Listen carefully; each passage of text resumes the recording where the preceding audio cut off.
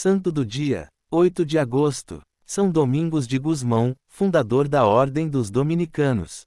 Domingos de Gusmão dedicou toda a sua vida a conversar com Jesus ou a falar sobre Jesus. Ele era a quinta essência de um cristão, ou seja, quase um ideal inatingível. Talvez não, sabendo, porém, que era um homem capaz de viver este ideal de maneira magnífica. Talvez sim, levando em consideração o que ele foi capaz de fazer em 51 anos. Ele foi uma presença marcante nos acontecimentos eclesiais, como Francisco de Assis. Ambos eram contemporâneos. Os dois pregadores. Caleruega, aldeia de montanha da velha Castela. Ali, começa a história de Domingos, em 1170. Na sua família havia um tio sacerdote. Assim, o evangelho tornou-se, para a criança e, depois, para o adolescente, o pão que nutria. Aos 24 anos, o sacerdócio foi a sua meta natural. Domingos começou a fazer parte dos canônicos da Catedral de Osma, a pedido do bispo Diego, que, depois, o levou consigo em missão à Dinamarca. Na região de Toulouse, começa a propagar-se a heresia dos cátaros, cientes de que Jesus era homem e não Deus. A urgência de pregar, explicar e testemunhar a fé suscitou em ambos uma certeza: a sua missão nada mais foi que a pregação aos pagãos, que a pediram ao Papa, em 1206.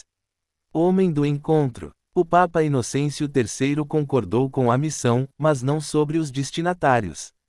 Dom Diego e Domingos deviam enfrentar os albigenses, outro nome dado aos cátaros. Por isso, retornam à França, mas, logo depois, Diego morre.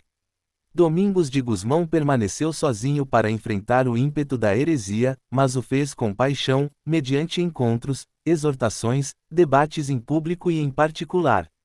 Esta atividade o consumia, mas Domingos era entusiasta.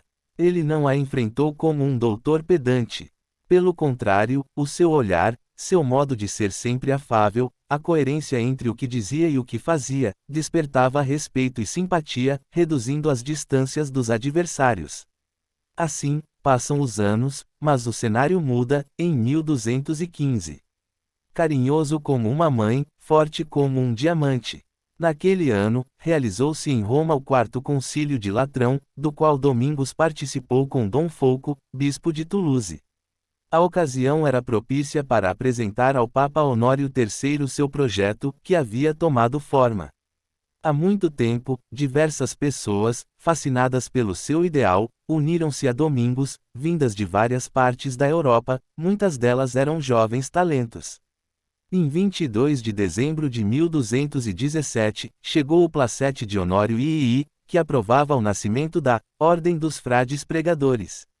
Foi como uma explosão. Os dominicanos partem, rapidamente, para levar o Evangelho, por toda parte, com seu estilo ardoroso.